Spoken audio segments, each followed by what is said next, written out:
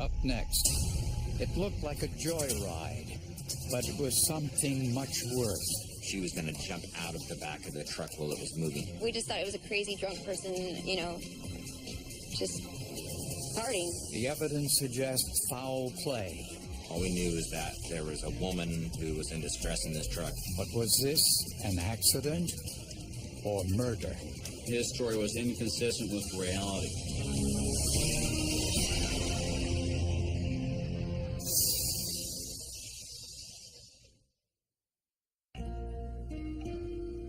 The Bullpen Bar in the Northern California town of Guerneville was becoming a hangout for 32-year-old Michelle Johnson. The one-time aspiring model had fallen on tough times. After the breakup of her 10-year marriage, Michelle and her 2 young children were forced to live with their parents. And that wasn't working out. There was some strain between Michelle and her mom and the stepfather, Paul. They didn't see eye to eye on a lot of things. So Michelle moved out and got her own apartment. To celebrate, Michelle went to the Bullpen Bar where she was supposed to meet her friends. Michelle stayed for about 25 minutes, talked briefly to some bar patrons, and had 3 drinks. We could see that she seemed to be acting appropriately. She seemed to be having a good time. Then she left by herself at 12:54 a.m. Michelle's friends, who were in Michelle's apartment building, left to meet her at the bar. But as they walked outside, they saw something unusual. It was a red pickup truck with a woman in the back of the truck flailing her arms. All we knew is that there was a woman who was in distress in this truck. Michelle's friends went to the bar, learned that Michelle had already left, and went back to Michelle's apartment. That's when they saw the red truck again, this time with no one in the back. Further down the road, they found Michelle's jacket, some jewelry, a blood stain, and a tooth. There was a watch found that had been broken and had stopped at like 1:24 in the morning, which matched up with the witness statements that they saw this lady screaming in the back of the truck sometime shortly after 1 o'clock. We're hoping for the best, but, when you hear something like that, then you can't help but think the worst. Her friends now wondered whether it might have been Michelle in the back of that truck. Straddling the tailgate, flailing her arms, screaming. And at the time, we just thought it was a crazy drunk person, partying, doing something they probably shouldn't be doing because it was dangerous. She was trying to get out of the truck to the point of she was going to jump out of the back of the truck while it was moving. Unfortunately, Michelle's friends couldn't remember anything about the truck except that it was red. At least we had a type of vehicle and a color. But again, there are a lot of red trucks out there. So it was a lot of different rabbit trails to follow up on. Police canvassed area hospitals.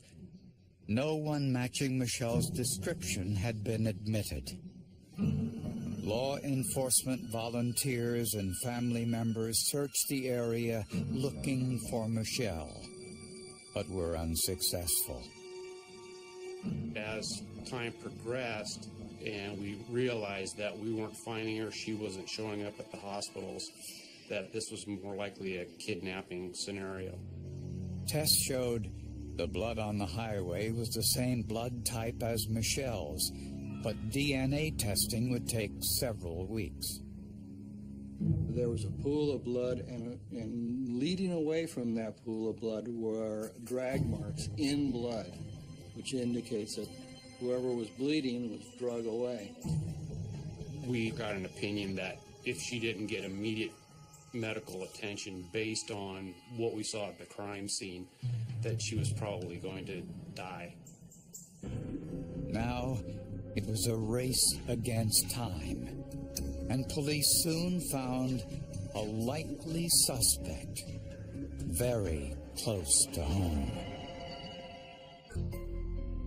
My sister was very bright and bubbly and lit up a room when she walked in it. She was always smiling.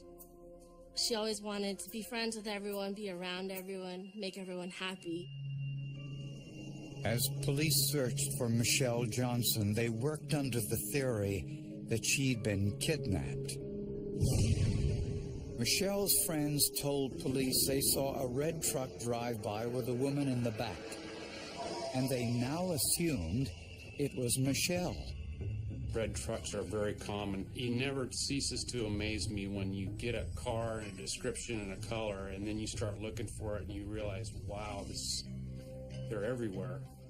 But one was close by. Michelle's stepfather, Paul Doyle, often drove a red truck. One of Paul's friends had a red truck, so they came to talk to Paul about his friend and about him and about where they were that night. The owner of the truck, Sean Phillips, told police that Paul often used his truck and that he had his own set of keys. And Paul had a possible motive. Michelle's mother had once taken out a restraining order against him. Michelle hated him, and she wasn't shy about letting him know it. We knew that there were some type of dynamics, some negativity involved in the relationship between Michelle and Paul. During his interrogation, Paul told investigators something they found strange. He said he was shopping at a supermarket near the Bullpen Bar the night Michelle went missing, and that he'd seen her. He said that he was with Michelle's mom at about midnight, 12:30, and they actually saw Michelle walking through the parking lot, and because of the strained relationship, they didn't make contact with her or try to talk to her. This took place less than an hour before her leather jacket and tooth were found on the side of the road. Paul could have dropped Mom off and come back to do something to her. Any number of things could happen. Paul denied any involvement and passed a polygraph. The owner of the truck, Sean Phillips, also had an alibi for the night of Michelle's disappearance. He was 70 miles away in San Francisco. We were later able to identify him in some surveillance footage down there in the city at the time of the murder.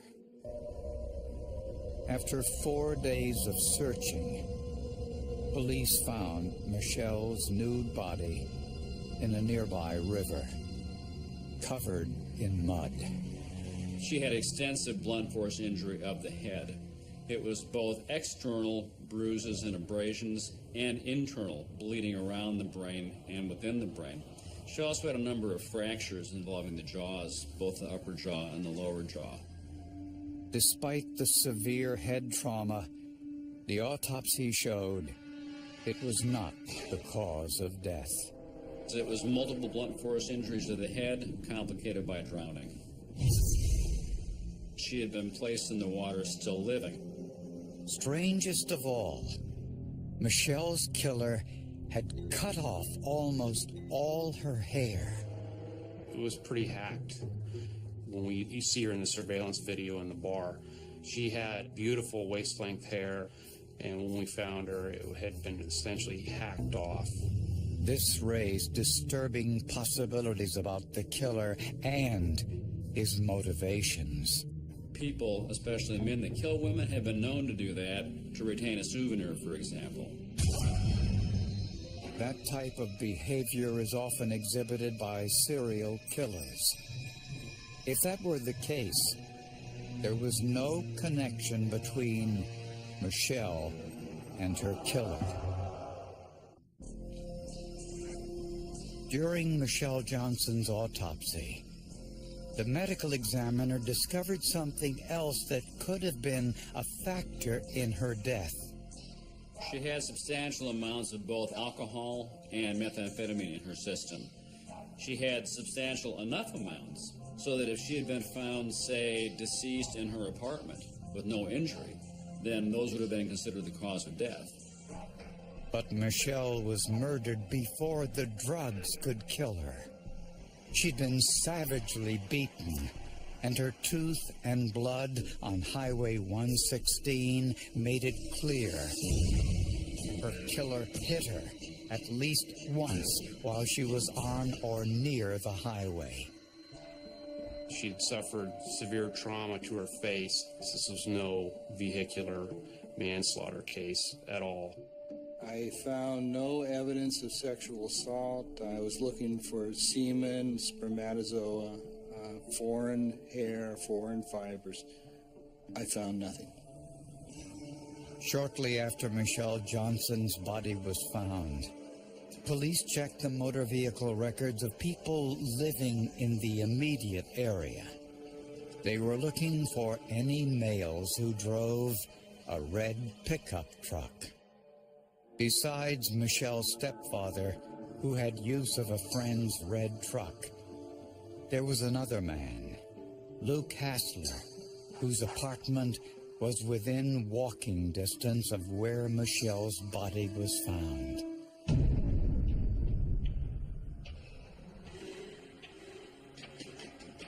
Detectives went to his house to talk to him and take a look at his truck. They thought he was a little nervous, but quite frankly, that can be very normal when homicide detectives show up at your house and want to talk to you. Luke Hassler, a butcher, was 34 years old, never married, and had no children. A background check revealed a restraining order had been filed by a former girlfriend 2 years earlier. But what stood out most to police was his membership in a private club called the Odd Fellows Club. It was only a block away from the Bullpen Bar, and he was there the night of Michelle's murder. One of the witnesses said he left about 12:30, quarter to midnight. They saw him walk across the street to the Bullpen Bar to get his truck. This was about the same time Michelle left the Bullpen Bar.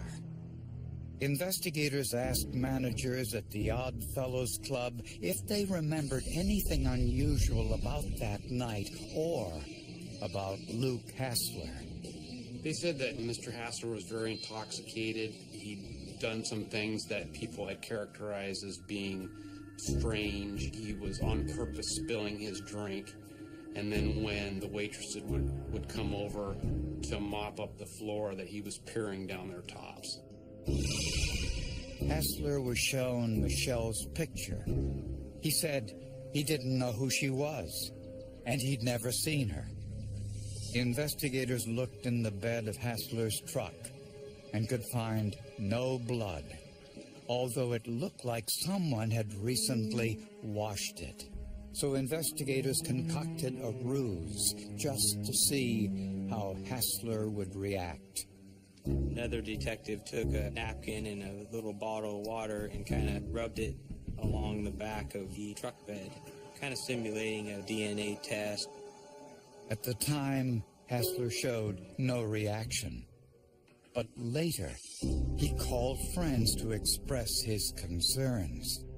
He started making a few phone calls to his girlfriend and two other friends at that point and mentioned at one of the conversations, hey, they took a swab out of the back of my truck. So that really is what I think kind of spun him out at that point. This was hardly enough, even for a search warrant. But then police got a call from a woman who refused to identify herself. She was very distraught. She only could tell me that she knew that Luke, a person that she knew as Luke Hassler, was involved. She just had a feeling this person was involved in the crime. The woman wouldn't say how she knew this man or why she suspected he was involved in Michelle Johnson's murder. So that was kind of the breaking point of the case, is we knew that Luke was involved. Police, with nothing to lose, told Hassler about the call. And now, he changed his story. He indicated that he was intoxicated. He said, quote, hammered. Hassler said that as he was driving home, he looked up and saw someone standing on the highway. Luke's story was that he had accidentally hit her in his truck, that she was in the middle of the road when he came around a corner or something. Hassler said he put Michelle in the back of his truck to take her to the hospital. But Michelle regained consciousness and fled when he stopped at a traffic light. Luke said that she then jumped out the back of the truck, and that was the last he knew. This story was consistent with the eyewitness accounts. They claimed they saw someone who looked like Michelle in the back of his truck, but later she was gone. Luke's story could have made sense. I hit someone in a car and there's blood, and that's just pretty normal. But investigators needed more evidence if they were going to bring Luke Hassler to justice. There were lots of unanswered questions about what happened to Michelle Johnson.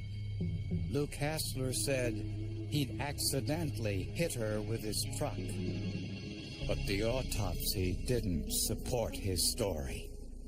One would expect to find fractures of the arms, legs, maybe pelvis. She had none of those. The second type of injury would be abrasion. A convenient term for that is road rash. Think about friction as somebody simply slides down the road unprotected. She had no abrasion. The massive amount of injury that could occur when you're hit by a vehicle is totally different than what we see here. Michelle's autopsy did show a massive blow to the mouth, either with a fist or some foreign object. There were no tool marks. Could this kind of beating have involved fists alone, a gloved fist? Sure. Impact against another object? Yes, but again, there was no pattern. But Hassler had no marks on his hands. With a warrant, investigators searched inside Hassler's house, but found no traces of blood, no traces of Michelle's hair or her clothing. They also searched inside his truck. We spent essentially 3 days ripping the inside of that truck out to look at it more closely, to try to find any kind of forensic evidence we could to tie Michelle with being in that truck. It was beginning to look like either Michelle was never inside Hassler's truck, or Hassler had washed the truck so well that there was no forensic evidence. But investigators kept looking, and after several days found something significant. A tiny stain on the bottom of the seatbelt buckle, almost invisible to the naked eye. Tests showed it was human blood. They also found blood on another item under the front seat. On the jumper cables, this was a set of 12-foot-long jumper cables. I found traces of blood along the entire length of the jumper cables, including the clamps on the end. DNA tests identified where the blood came from. All genetic markers that we tested for the evidence samples, the blood samples from the car, and from Michelle Johnson all matched. This left only one explanation. Michelle was inside Hassler's truck and bleeding. It totally contradicted Luke's story. She was inside the truck with Luke. and that it was her in Luke's truck. And he had said that he only put her in the back of the truck. Police believe Michelle, high on methamphetamine and legally drunk, was walking home from the Bullpen Bar. Luke Hassler, also drunk, was driving home at the exact same time and saw her. It appears he stopped his truck and probably made a sexual proposition.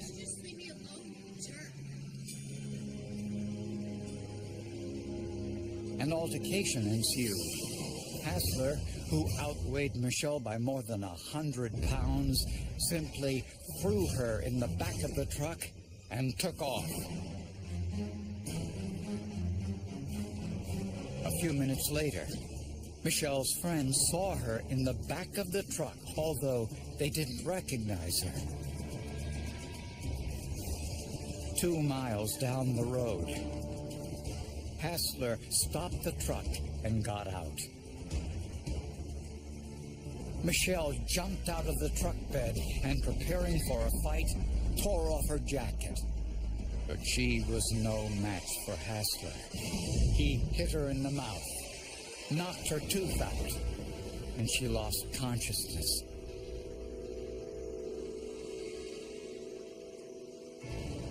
He bundled her into the front seat, where she bled over the seat belt, the floorboards, and the jumper cables.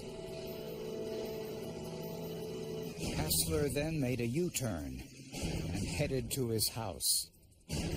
On his way there, Michelle's friends saw Hassler's truck again, but this time, Michelle was in the cab of the truck and they didn't see her. In an attempt to conceal her identity, Hassler stripped off her clothes, cut off her hair, and then threw her into the river, where she drowned. The next day, Hassler washed the truck both inside and out, but still left some crucial evidence behind. We just don't know what would have happened had they not crossed paths. I wish that, she would have stayed in the bar. I wish that her friends would come to get her. Just keep re-seeing that image in my head of her going down screaming and us not realizing it was even her. That was when she was alive. We could have done something then and, but we didn't know. At his trial, Hassler again changed his story. He said he was so drunk he might have put Michelle inside his truck. He also explained why he cut her hair. Mr. Hassler said at his trial that the reason he cut off Michelle's hair was because he vomited in it and he didn't want his DNA to be detected on her body. But the jury didn't believe Michelle's death was an accident, and Luke Hassler was convicted of first-degree murder and sentenced to life without the possibility of parole. His version of what happened almost seemed plausible until the evidence showed it was all a lie. A lot of people are either killed or seriously injured in car accidents, so there's a lot of data about what type of injuries those cause. Those were nowhere like Michelle's injuries. So the medical examiner's report was critical to say, no, this was not a car accident. We knew they had him, but without evidence, they couldn't have put him away. They couldn't have found him guilty. A lot of what forensics does is to corroborate or disprove stories. We answer questions by looking at physical evidence, and we're able to say that story fits or that story doesn't fit with what we're seeing here. The forensic evidence gave us the cause of death, and it also told us some things that couldn't have happened. The defendant, on the other hand, insisted on an injury pattern that was not reflected on the body. And his story was inconsistent with reality, so that made it pretty straightforward.